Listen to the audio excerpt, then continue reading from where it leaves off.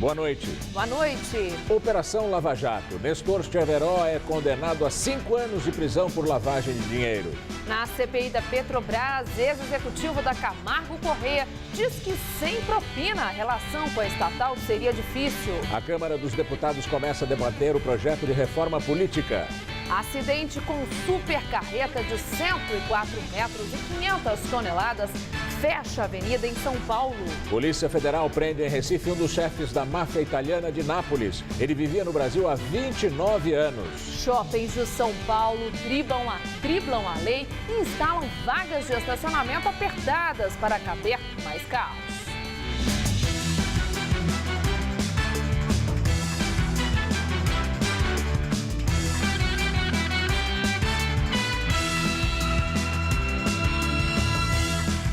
Shopping centers de São Paulo ignoram a lei que estipula os tamanhos das vagas de estacionamento. E com isso, eles tentam atender a quantidade mínima de vagas determinadas para o funcionamento das lojas. O problema é que o jeitinho provoca dor de cabeça para os clientes.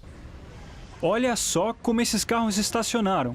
Agora imagina como os motoristas fizeram para abrir a porta e sair. E esses aqui, então, ninguém passa nesse espacinho. Essa é a realidade de muitos shoppings da capital. Tem uma configuração para vagas pequenas, médias e grandes. Tem um percentual: 5% de vagas grandes, 45% de vagas médias e 50% de vagas pequenas. A vaga pequena, ela mede 2 metros por 4,20. A vaga média, 2,10 por 4,70 e a vaga grande, 2,50 por 5,50. Esses são os padrões que a prefeitura impõe para que um projeto seja aprovado. Mas a Trena não mente. Olha aí. Muitas vagas não medem nem o mínimo estipulado pelo Código de Obras e Edificações, atualizado em 1992. Esse padrão, para mim, já é um pouco obsoleto. 23 anos e saiu esse código que determina esses padrões de vagas, de corredores, tudo está especificado no Código de Obras. É péssimo, né? Podia ter uma engenharia melhor de vaga. Tem muita gente que não consegue manobrar e fica realmente muito ruim. Acaba batendo na porta do lado. É ridículo esse tamanho de vaga. Eles querem pôr mais gente no lugar que não cabe. Então fica diminuindo o espaço para você colocar. Quanto maior o shopping, maior também deve ser o número de vagas disponíveis para os clientes. Então, a cada nova expansão, a empresa precisa criar um novo espaço para os carros. Precisa, mas nem sempre cumpre. Prova disso são os jeitinhos que os shoppings da capital dão para ficar em dia com a lei. Na verdade, não cabe o carro na vaga dessa garagem, cada vaga dessa. Aí, às vezes, a gente tem que pegar 2 vagas. A alternativa é parar onde dá. Pior ainda é para quem tem necessidades especiais, como a Andréia. Mas ela tem a Terezinha para ajudar. Senão, mal conseguiria tirar essa barreira de frente da vaga. Eu acho muito apertadinha as vagas mesmo, para o próprio motorista que não é deficiente.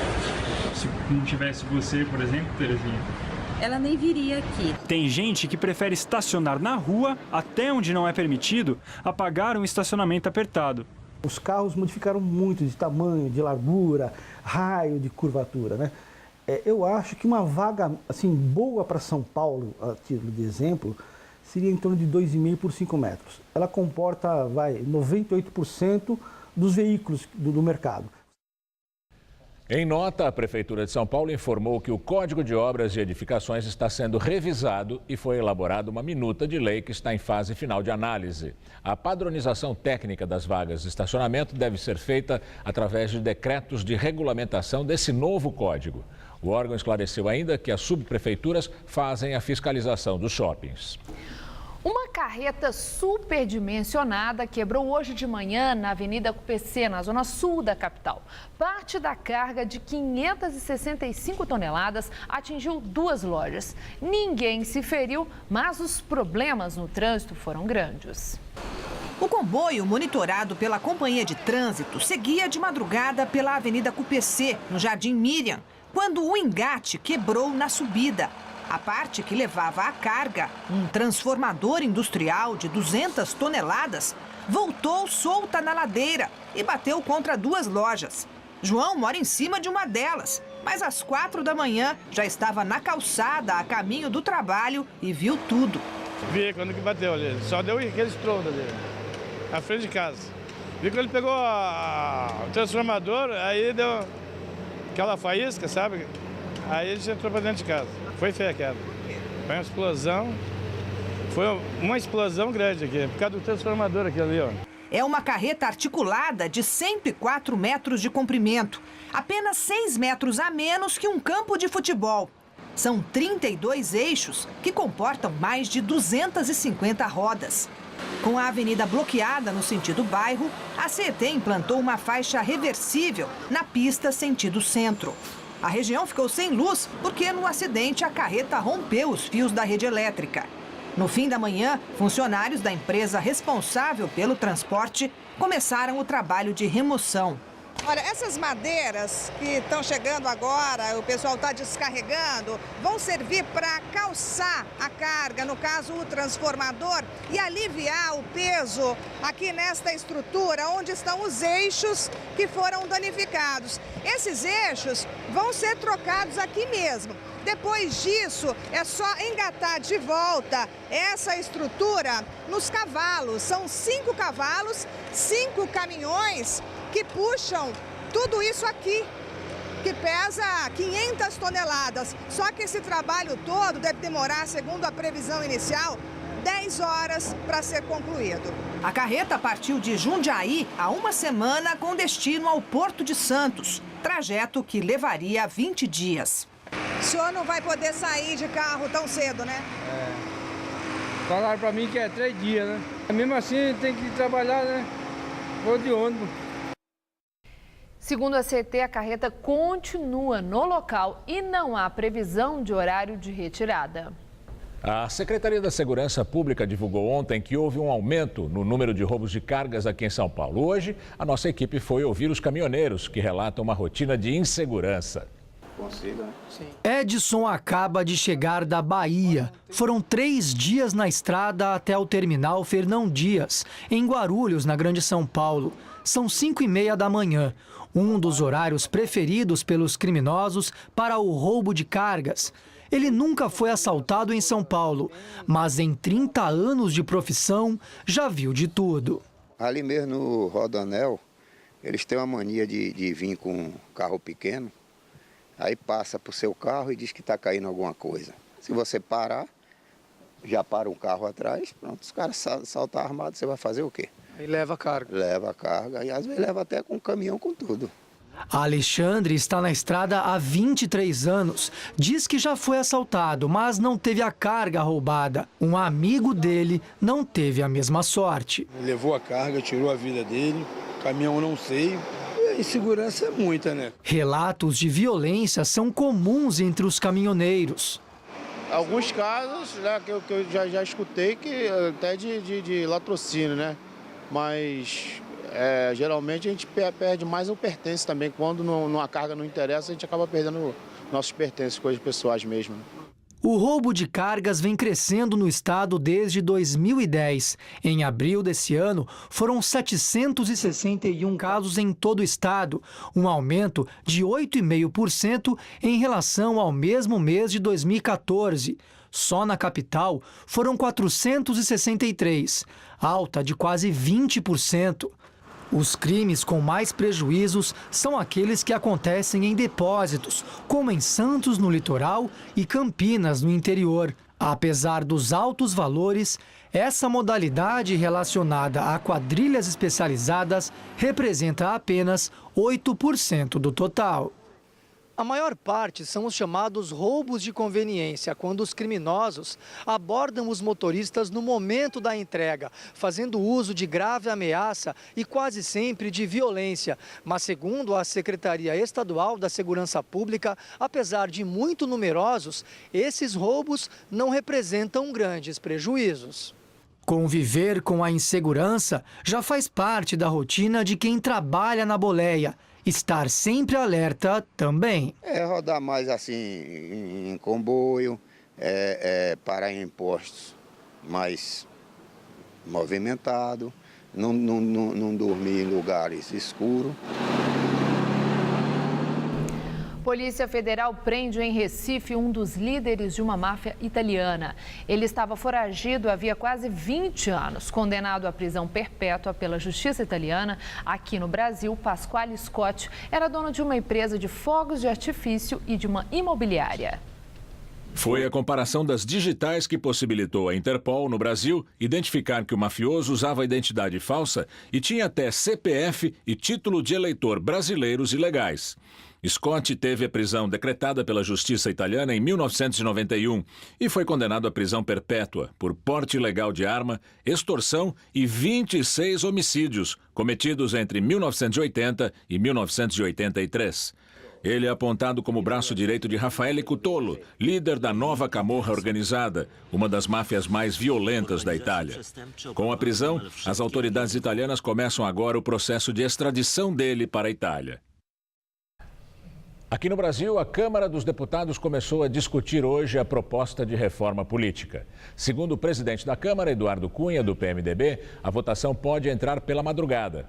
Nesta primeira sessão devem ser votados o sistema eleitoral e o modelo de financiamento de campanha. O sistema de lista fechada já foi rejeitado pelos deputados por 402 votos contra e 21 a favor. Houve ainda 2 abstenções. A proposta foi apresentada pelo PMDB. Agora, os deputados analisam o sistema eleitoral distrital misto. Nesse sistema, o eleitor vota 2 vezes. Uma para candidatos no distrito e outra para a lista dos partidos. A metade das vagas vai para os candidatos eleitos por maioria simples e a outra metade é preenchida segundo o quociente eleitoral pelos candidatos da lista. E agora vamos ao comentário de política com o José Neumann e Pinto. Ele fala sobre a reforma política. A reforma política é uma espécie de panaceia universal. Vai resolver tudo.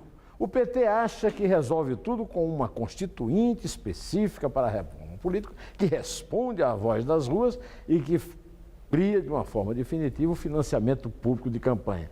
Ou seja, você, eu, qualquer cidadão comum, vai pagar para o cara fazer propaganda, você vote ou não vote nele. Já viu que a coisa não é bem assim, né? O senhor Eduardo Cunha, que manda no Brasil agora, lá através da Câmara, quer um sistema chamado distritão, que destrói todos os partidos políticos, não são grande coisa, mas que não coloca também grande coisa no lugar, que são os políticos, né? O PSDB quer voto distrital misto, que é muito bom na Europa, mas aqui as contas do Jair Nicolau, lá do Rio de Janeiro, mostram que não são grande coisa. Quer dizer, o problema é que no Brasil há uma certa tentação pela mudança. Como as coisas não estão bem, como a representação política é muito ruim, todo mundo acha que basta mudar as regras que o jogo vai passar a ser maravilhoso. É como se, de repente, acabar com a lei do impedimento resolva o problema de falta de gols no futebol. Não é tão simples assim. A conta a fazer é outra. Quem vai fazer a reforma política são os políticos. Nós não estamos na ditadura que vai vir uma reforma de cima. E os políticos, pelo que tudo indica, vão fazer uma reforma política, seja ela qual for, que interessa a eles, políticos, e não a mim e a você, que somos cidadãos. Todas as propostas de reforma política, de uma certa forma, atendem ao interesse de um partido, ao interesse de um grupo. Não atendem ao interesse do cidadão. Então, eu estou mais ou menos como aquele anarquista espanhol, né? Ai, reforma política, sou contra. Porque, por pior que esteja aí a nossa situação em matéria de representatividade, não há nenhuma garantia de que a coisa vai melhorar. Eu até apostaria que, diante da péssima qualidade da política que se pratica no Brasil hoje, a tendência é piorar sempre. Então não adianta mudar se for para piorar. Você não acha? Então o melhor mesmo é reforma política, não. E olha aqui. Sexta-feira eu volto para a gente voltar a conversar direto ao assunto sobre esses temas todos. Até lá! Justiça Federal decide anular a condenação a 21 anos de prisão do ex-dono do Banco Santos, Edemar Cid Ferreira. Em dezembro de 2006, ele foi condenado após a falência do Banco Santos por gestão fraudulenta, lavagem de dinheiro e formação de quadrilha. O ex-banqueiro responde em liberdade. Os desembargadores acolheram o pedido de anulação e determinaram que toda a fase de interrogatórios seja refeita. O ex-diretor da Petrobras, Nestor Severó, foi condenado a 5 anos de prisão. Inicialmente, Cerveró terá que cumprir prisão em regime fechado. O juiz Sérgio Moro condenou o ex-diretor da Petrobras por lavagem de dinheiro referente a um apartamento no Rio de Janeiro. Na denúncia do Ministério Público Federal, ele adquiriu um imóvel de luxo com dinheiro que teria recebido como propina da Petrobras. O valor teria sido enviado ao exterior por meio de empresas localizadas no Uruguai e na Suíça. O ex-diretor da área internacional da estatal ainda é réu em mais uma ação penal da Lava Jato. Cerveró está preso na carceragem da Polícia Federal em Curitiba desde o começo de janeiro. Foram transferidos hoje para um presídio comum no Paraná o ex-tesoureiro do PT, João Vacari Neto, e 3 ex-deputados. Todos são acusados de envolvimento no esquema de corrupção na Petrobras. Eles estavam presos na sede da Polícia Federal e foram levados para o Complexo Médico Penal de Pinhais, na região metropolitana de Curitiba. As transferências ocorreram a pedido da Polícia Federal, que alega falta de espaço na carceragem. Além do ex-tesoureiro do PT, foram transferidos André Vargas, ex-PT, Luiz Argolo, do Solidariedade, e Pedro Correia, do PP. Eles já são réus por corrupção e lavagem de dinheiro envolvendo recursos desviados da Petrobras. Atualmente, no complexo já estão presos outros 5 réus da Lava Jato, entre eles o ex-diretor da estatal, Renato Duque, e o lobista Fernando Soares, mais conhecido como Fernando Baiano. A dispensa dos empreiteiros João Ricardo Auler, ex-presidente do Conselho de Administração da Camargo Correia, e José Aldemário Pinheiro Filho, ex-presidente da construtora OAS, causou divergência e críticas entre os deputados da CPI da Petrobras. Auler e Pinheiro disseram que usariam o direito de permanecerem calados e foram dispensados pelo presidente da CPI, deputado Hugo Mota, do PMDB da Paraíba. É a terceira vez que Mota dispensa pessoas envolvidas no esquema de corrupção. Na semana passada, o ex-executivo da Engevix, Gerson Almada, também foi liberado do depoimento. Segundo o jornal Folha de São Paulo, as empresas são financiadoras de campanha de integrantes da CPI, inclusive do presidente e do relator Luiz Sérgio, do PT do Rio de Janeiro. Mota se defendeu dessas críticas, afirmando que não quer defender nenhum teatro na CPI. Já o ex-vice-presidente da Camargo Correia, Eduardo Hermelino Leite, disse aos deputados da CPI da Petrobras que a relação da empreiteira com a estatal seria muito difícil se não houvesse o pagamento de propina.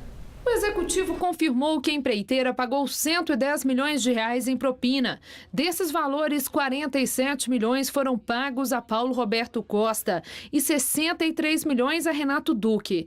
De acordo com o empreiteiro, os ex-diretores poderiam impor penalidades à construtora e não receber representantes da empresa para tratar das obras se os pagamentos não fossem feitos regularmente. Na verdade, isto era uma metodologia já existente no mercado, já existente na empresa, e o qual nós, no encargo das nossas funções, tínhamos que dar continuidade. Eu posso me arrepender, sim, de não ter deixado a atividade, mas também era muito difícil. Eu tinha acabado de ser alçado a vice-presidente de uma grande corporação. O executivo detalhou como era feito o pagamento. Segundo ele, a propina era paga por meio de intermediários. Quando eu assumi a atribuição, e me foi passado o contato do senhor Iusf e do senhor Janine, me foi passado esse contato como sendo os, entre aspas, padrinhos do Dr. Paulo Roberto. Então, era o Partido Progressista, o qual era atendido através da diretoria do Dr. Paulo Roberto.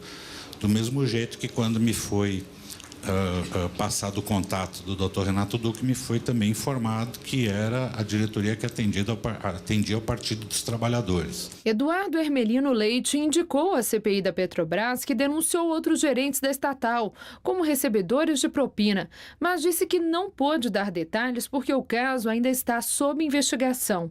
O empreiteiro também contou que o ex-tesoureiro do PT, João Vacari Neto, pediu a ele que os débitos da Camargo Correia com propinas atrasadas fossem quitados por meio de doações eleitorais ao PT. Reiterei a ele que essa decisão não era minha, era da área institucional da empresa e queria encaminhar. A resposta que houve é: não iremos proceder desta forma. Vamos Vamos tentar honrar nossos compromissos na medida do possível, do jeito que a gente vem fazendo, mas não faremos através deste veículo, que é a doação eleitoral. Nós voltamos a falar da reforma política em discussão na Câmara dos Deputados. Os parlamentares ainda debatem o sistema eleitoral distrital misto. A proposta é do PSDB, que defende que esse modelo pode deixar as campanhas políticas mais baratas. Os deputados acabaram de se revezar na tribuna do plenário para discursar contra e a favor do tema. Alguns, no entanto, utilizaram o tempo para criticar ou defender outras propostas de reforma política. E agora o comentário de Josias de Souza, direto de Brasília. A chamada reforma política, na verdade um conjunto de remendos, começou mal e pode terminar pior. Começou com o julgamento de uma ação da OAB em que se questionava a constitucionalidade das doações eleitorais de empresas.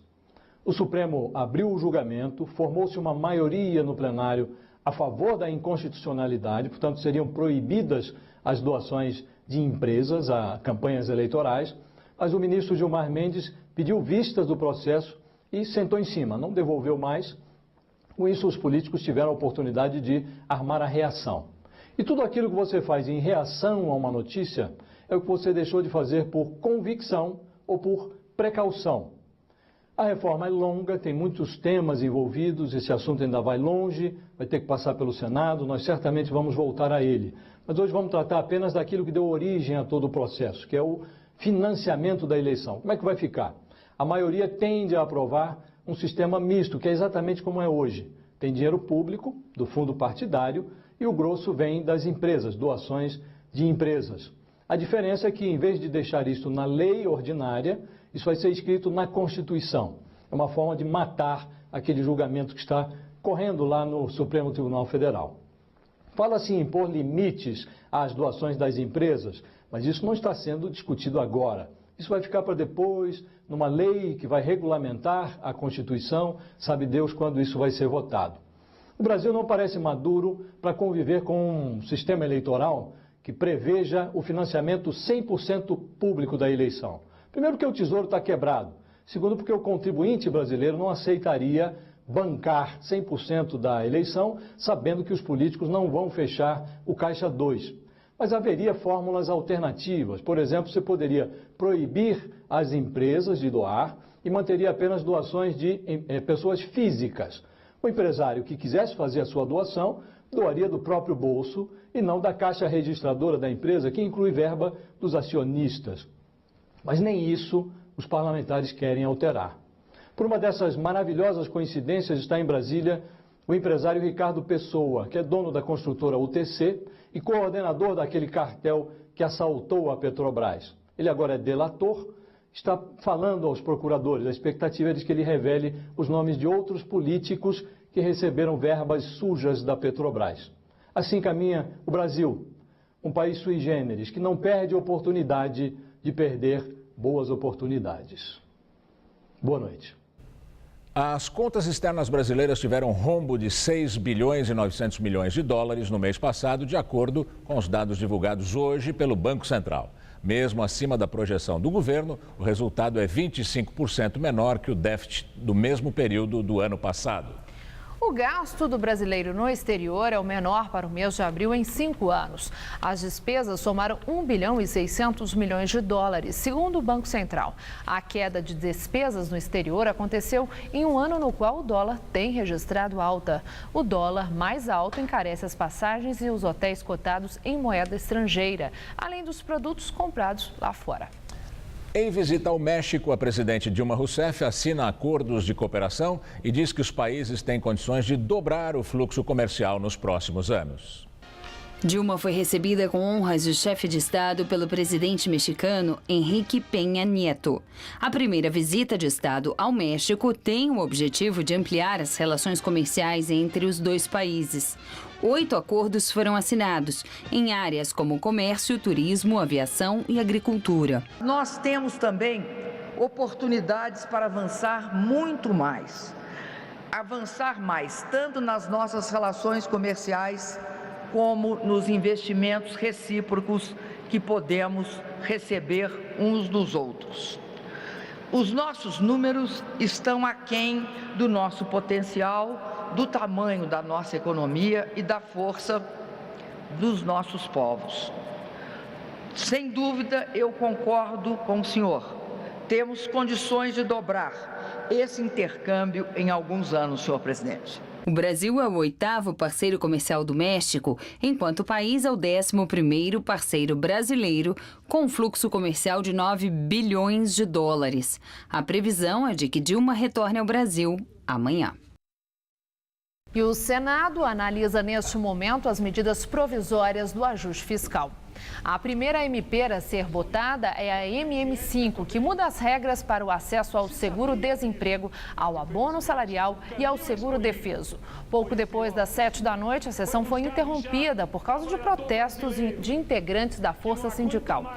O presidente da Casa, Renan Calheiros, chamou a polícia no Senado para retirar os manifestantes. As MPs 664 e 665, que criam novos critérios de acesso ao seguro-desemprego e a pensão por morte, entre outros benefícios, perdem o efeito em 1º de junho, caso não tenham a tramitação concluída no Congresso. O vice-presidente da República, Michel Temer, afirmou hoje, depois de se reunir com líderes da base aliada e ministros, que o governo tem votos suficientes para aprovar as medidas de ajuste fiscal no Senado. O tradicional ranking da revista americana Forbes coloca a presidente Dilma Rousseff em 7º lugar entre as 100 mulheres mais poderosas do planeta. A chanceler alemã Angela Merkel continua na liderança. Dilma perdeu 3 posições em relação ao ano passado. A chanceler alemã Angela Merkel lidera a lista pelo 5º ano consecutivo. Hillary Clinton, ex-chefe da diplomacia dos Estados Unidos, ficou na 2ª colocação, seguida por Melinda Gates. Em seguida, aparecem a presidente do Banco Central dos Estados Unidos, Janet Yellen, e a conselheira da General Motors, Mary Barra. A diretora do FMI, Christine Lagarde, ocupa a 6ª posição. Dilma Rousseff é a primeira entre as mulheres latino-americanas mais poderosas do mundo. Ela é seguida pela presidente argentina, Cristina Kirchner, que ocupa a 16ª posição, e por Michelle Bachelet, a presidente do Chile, que ficou em 27º lugar. Vamos agora à entrevista do dia com Rodolfo Gamberini. Nosso convidado hoje é Chico de Oliveira, o fundador do PT e também do PSOL, sociólogo muito conhecido. Muito obrigado, boa noite, muito obrigado por ter vindo ao Jornal da Gazeta. Boa noite, muito obrigado. É uma honra e um prazer. Chico, como é que você vê o Brasil hoje? Olha, o Brasil não vai mal, nem vai bem. Quer dizer, isto é uma economia muito importante, de modo que a gente vota sempre pedindo mudanças, né? Mas elas não podem ser feitas, porque o sistema capitalista, e hoje o Brasil é plenamente uma economia capitalista, não suporta improvisações. Ele tem que seguir um certo padrão que é aceito pela comunidade de outros países, e nós, cidadãos, na verdade, temos pouca influência sobre governos.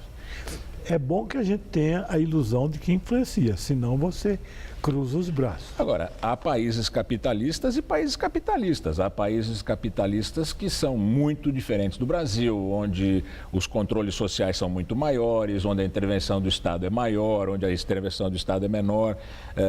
Você diria que o Brasil é um país de que tipo de capitalismo? Você diz que não dá para mudar? Você é tão pessimista assim? Não, não sou pessimista, eu sou realista.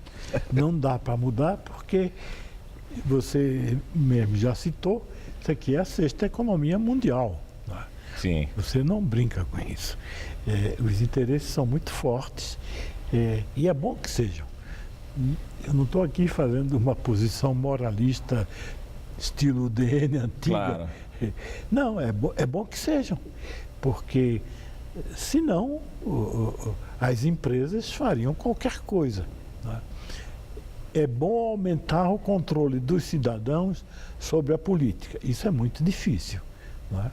Os países que são nossos exemplos, como os Estados Unidos, por exemplo, o sistema americano é mais fácil ser controlado, porque ele é apenas bipartidário há um século. Quer dizer, o último sistema em que os Estados Unidos tinham um terceiro partido era o Wallace, com o que se chamava na época Partido Progressista, que desapareceu da política americana. Você falou que é muito importante se aumente o controle do cidadão sobre os políticos. Nós estamos vendo o noticiário de uma reforma política que é feita por 500 homens num país de 210 milhões de habitantes. A população está completamente alheia a isso. Você acha que esse processo vai dar em alguma coisa boa para o cidadão? Vai.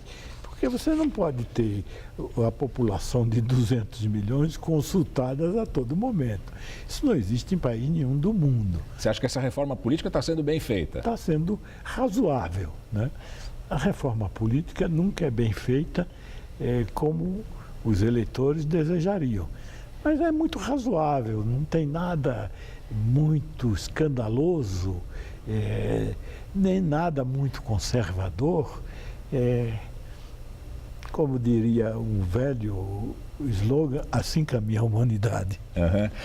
Você acha que a representação parlamentar no Brasil, porque a gente vê hoje um distanciamento muito grande da sociedade, pelo menos a sociedade que tem acesso aos meios de comunicação, dizendo que não se vê representada pelos partidos políticos, nas manifestações aqui em São Paulo, principalmente, não queriam nada de partido político. Você acha que o nosso parlamento representa bem a nossa sociedade? Afinal, somos nós que elegemos. Não, nunca representa bem, né? Sempre é bom e é possível melhorar. Mas é bom que nós, eleitores, tenhamos algumas ilusões. Mas são ilusões, né? Em nenhum país do mundo, mesmo nos mais democráticos, como a Europa Ocidental em geral e os Estados Unidos, o eleitor não tem controle muito forte sobre a política. Na Europa é mais visível. A tradição dos partidos social-democratas e conservadores, por exemplo, trabalhistas e conservadores, na Inglaterra é muito forte, muito antiga e muito enraizada, né? Não no Brasil. Eu acho que o modelo não é exatamente...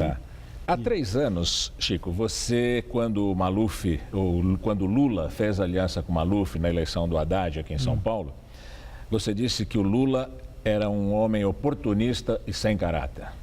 Em 2015, quando você vê Levi no Ministério da Fazenda, ele não é exatamente um petista, e Temer comandando a política do governo Dilma, que adjetivos você guarda para presidente? A presidente Dilma? Sim. O Lula, você disse que era oportunista sem caráter. Eu me retifico tanto... Você se retifica? Não, foi exagerado, não é? Foi exagerado. A presidente Dilma é fraca politicamente. Esse é o seu problema, não é?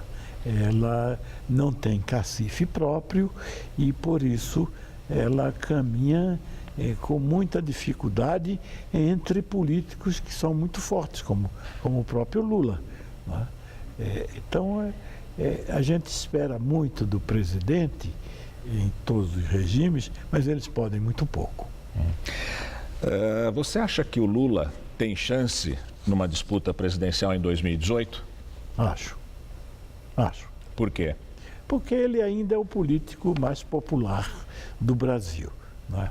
E ele não arregaçou as mangas.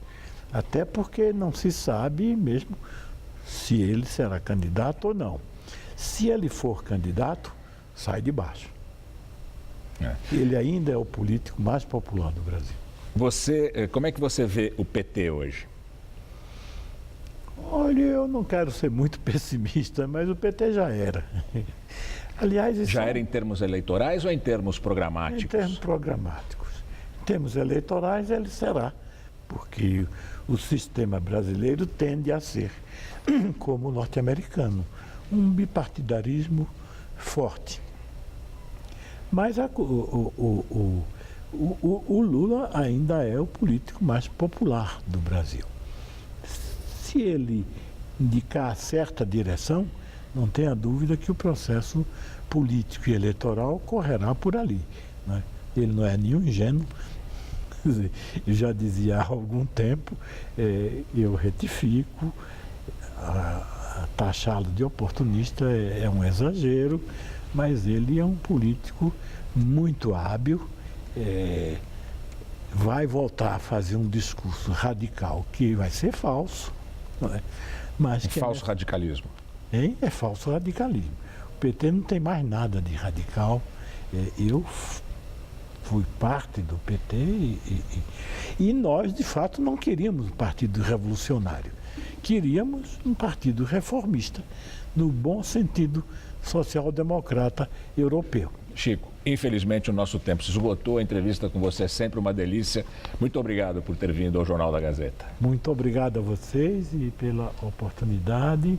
Não é sempre que a gente tem essa chance. Aqui sim, essa é uma televisão democrática. Boa noite. Boa noite e muito obrigado. Estela. Educação. A partir do ano que vem, o Enem será obrigatório para quem quiser pedir o FIES, o financiamento estudantil. O Ministério da Educação publicou hoje uma portaria que torna o Enem, Exame Nacional do Ensino Médio, obrigatório para todos os candidatos ao FIES. A regra passa a vigorar a partir de 1º de janeiro de 2016. Apenas candidatos que tiverem feito 450 pontos no Enem e não tiveram zerado a redação poderão se candidatar ao crédito estudantil pelo FIES. Antes da determinação, os professores que exercessem o magistério em escolas públicas e os alunos que concluíram o ensino médio até 2010 não precisavam fazer o exame. As inscrições do Enem estão abertas e podem ser feitas até o dia 5 de junho no site do INEP, enem.inep.gov.br. Um levantamento do Procon mostra que os preços dos remédios podem variar quase 1000% aqui em São Paulo.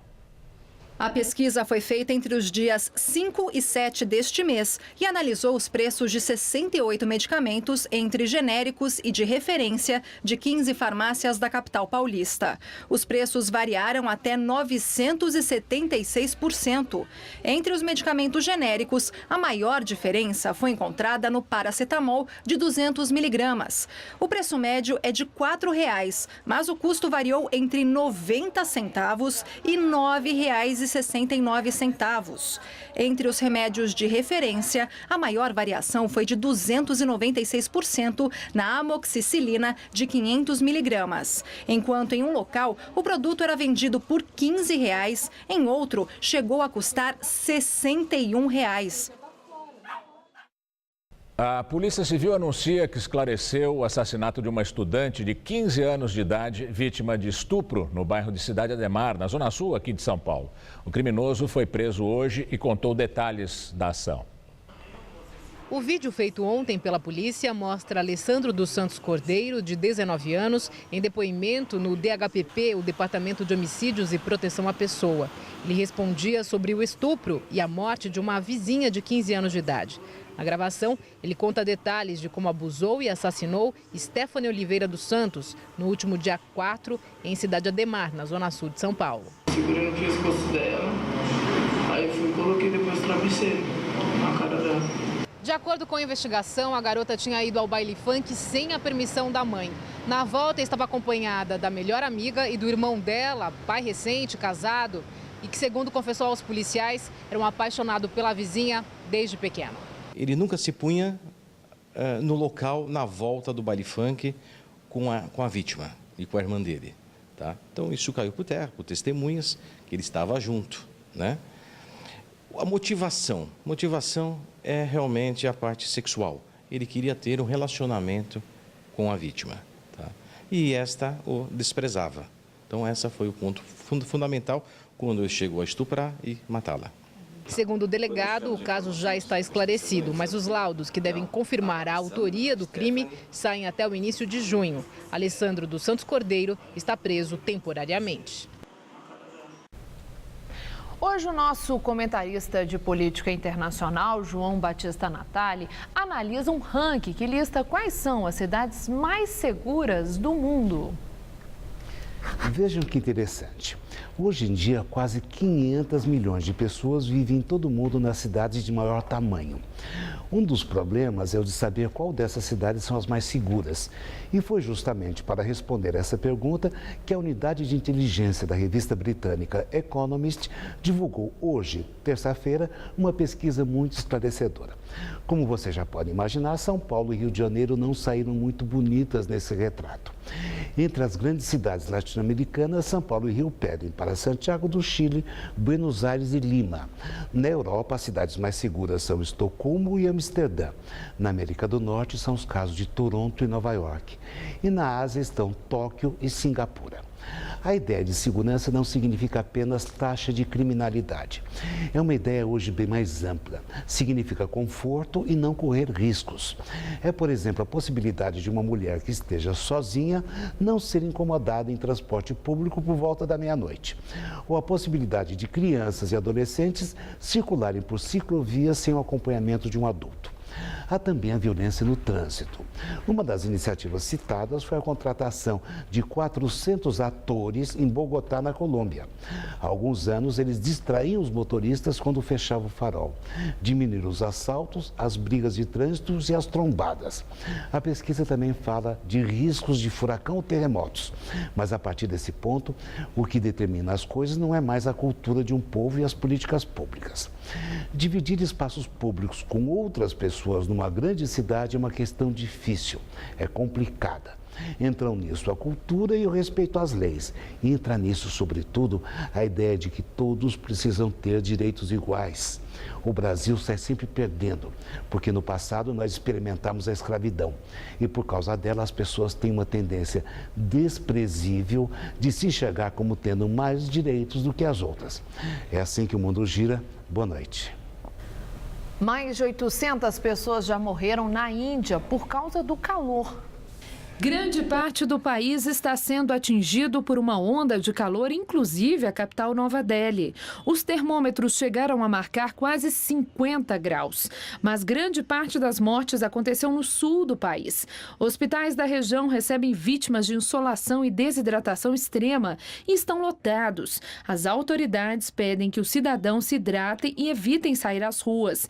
A Índia registra altas temperaturas desde o mês passado e a previsão é de que o calor continue até o final de maio, quando começa a temporada de chuvas. E hoje nós tivemos um dia bastante estável aqui em São Paulo. Teve sol forte, céu encoberto e até chuva. E nos próximos dias o tempo deve seguir assim, viu, Gamberini? Mas com chuvas mais fortes a partir de quinta-feira. Vamos aos detalhes da previsão com Luciana Magalhães.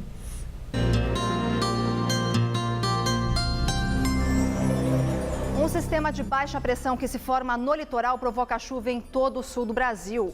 Amanhã chove a qualquer hora em toda a região, com risco de temporais no leste do Paraná e de Santa Catarina. Esse sistema influencia também o sul do Mato Grosso do Sul e de São Paulo, onde pode chover a qualquer hora. Já no Nordeste, a previsão de chuva vale para a costa leste e norte da região. A boa notícia é que a chuva enfraquece no leste da Bahia.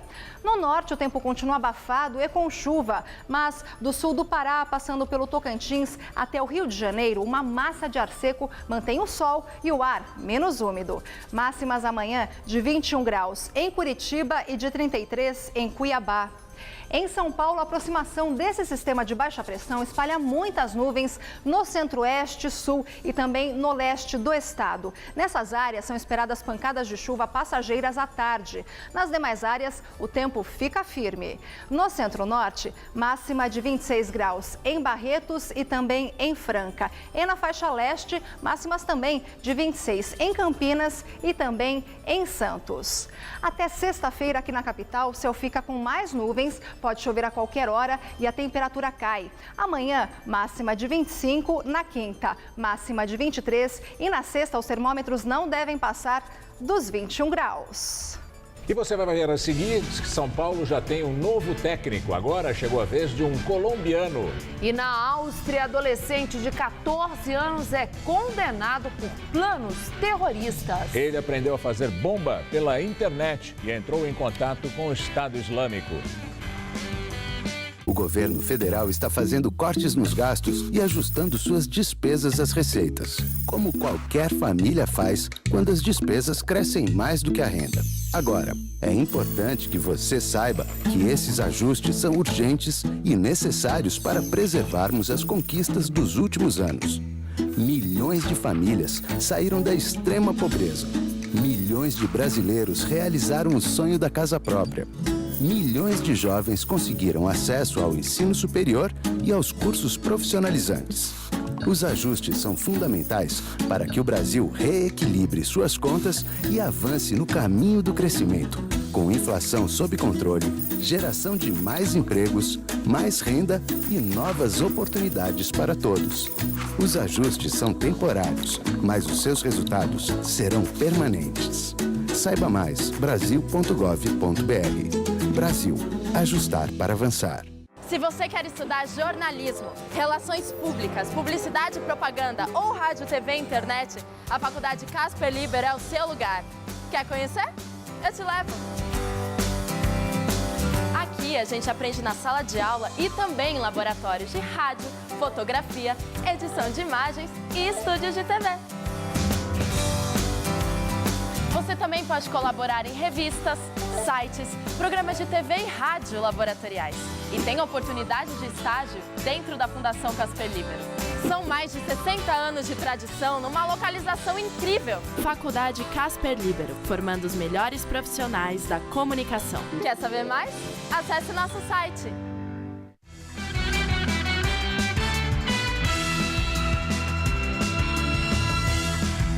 Funcionários do metrô de São Paulo fazem assembleia neste momento para decidir se entram em greve. A repórter Sabrina Pires está lá na sede do sindicato deles e tem outras informações. Camerini, eles decidiram nesse momento, agora, que a greve foi adiada e uma nova assembleia vai definir se eles entram em greve na terça-feira que vem. A quadra está cheia, eles acabaram de decidir, portanto, que amanhã não terá a greve do metrô. Aliás, é uma decisão equivalente ao dos funcionários da CPTM, que também adiaram para a semana que vem uma decisão de greve da categoria. Eles estão negociando com o apoio, com o auxílio do Tribunal Regional do Trabalho. Nos dois casos, tem reunião marcada para segunda-feira e depois dessa reunião sobre reajuste salarial com a mediação de um juiz entre governo e CPTM e governo e metrô, eles vão avaliar, portanto, se entram em greve. Então, se houver greve, somente na semana que vem. Amanhã, sem greve do metrô. Voltamos ao estúdio. Obrigado, Sabrina. E vamos agora às notícias do esporte com Estela Gontijo e Celso Cardoso. 3 rodadas de campeonato brasileiro e 3 treinadores demitidos. E agora, gente, sobrou para o Luxemburgo. Celso, bem que você falou Celso Diná, é isso? Não é que o futebol brasileiro é assim mesmo. Falei 10 rodadas, 10 demissões. Bom, depois das demissões de Luiz Felipe Scolari do Grêmio, Ricardo do Brisca do Fluminense, caiu Vanderlei Luxemburgo do Flamengo.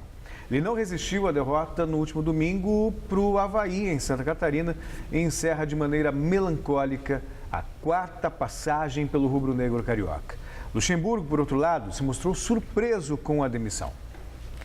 Depois de 8 meses e 59 partidas, com 34 vitórias, 14 derrotas e 11 empates, chegou ao fim o 4º projeto do professor Vanderlei Luxemburgo à frente do Flamengo. O relacionamento, que parecia estável até a conclusão do campeonato estadual, não resistiu aos maus resultados no início do Brasileirão. Mas a saída não foi em comum acordo com a diretoria, que deverá pagar uma multa rescisória de aproximadamente R$400 mil. O treinador não gostou nadinha de como terminou essa passagem pelo Clube do Coração. Quando eu tive uma sondagem oficial do São Paulo, não foi oficiosa, foi oficial do São Paulo, uma ligação do presidente de São Paulo, e o presidente do Flamengo disse que eu ficaria no Flamengo e que eu era fundamental para o projeto do Flamengo, há 20 dias atrás, com a proposta do São Paulo. Eu queria saber como é que mudou, 20 dias depois, que eu deixei de ser fundamental, não aceitando conversar com o São Paulo uma possibilidade de contrato, e 3 semanas depois eu passei a ser fundamental. Como eu estou no mercado hoje, não estou me oferecendo, mas como eu estou livre no mercado, eu sou de escutar a proposta e ouvir, tá certo? Não é uma coisa que de hoje. Eu já falei que tem 2 clubes no Brasil que eu gostaria de trabalhar. Eu tive proposta de 2 clubes e não pude trabalhar pelo Flamengo. E não me arrependo. Foi o Inter no início do ano e o São Paulo agora recentemente. E não pude atender a nenhum desses 2 convites. Não me arrependo pelo Flamengo. Tá, e o Luxemburgo, Celso... Como costuma dizer o Gamberini aqui, né? Estava prestigiado. Tava prestigiado. A gente viu o tamanho do prestígio.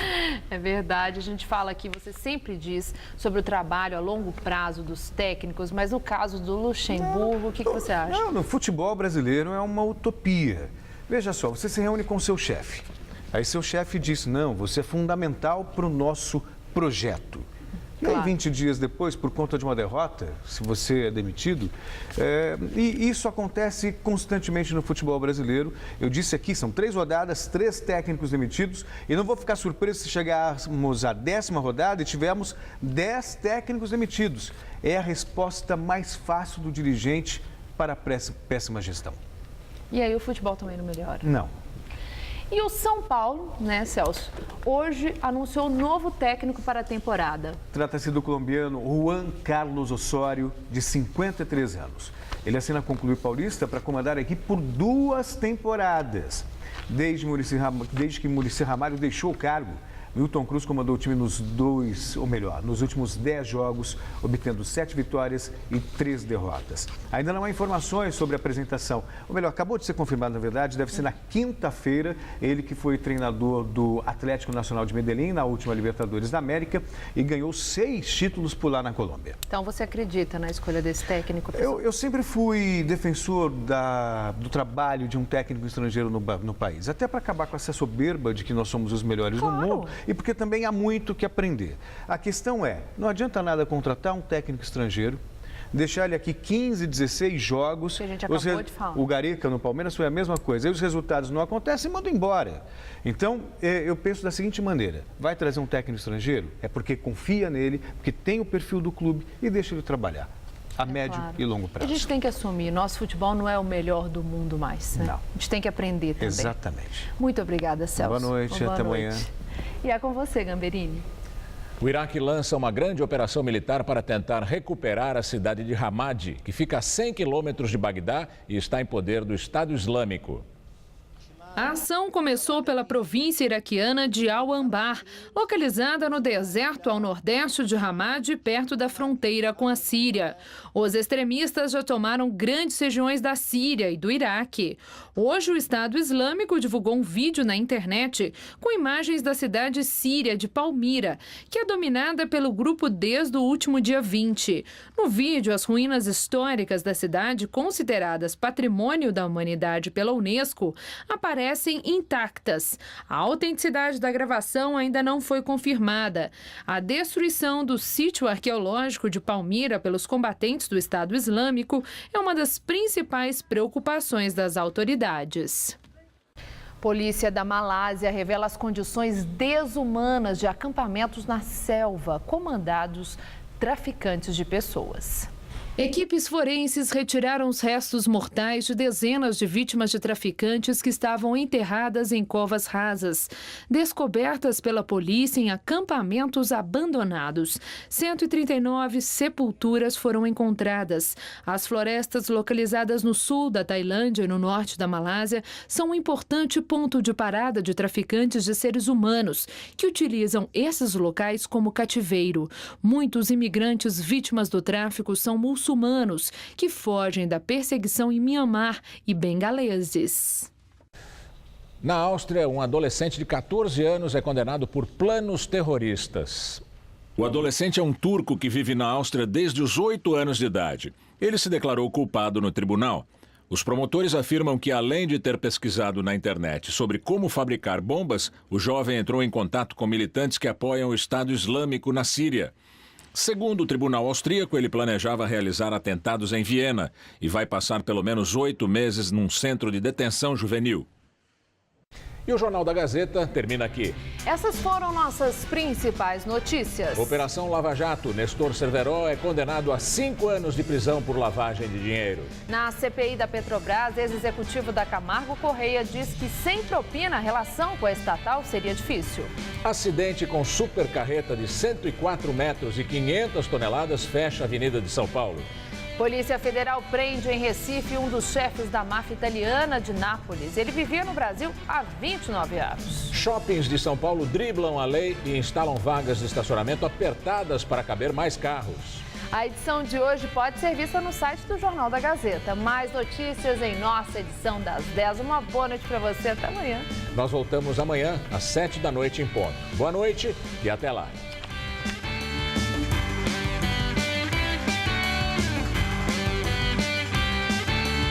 Hoje, 10h30 da noite, no Todo Seu, tem os fuxicos mais comentados dos famosos com Esther Rocha.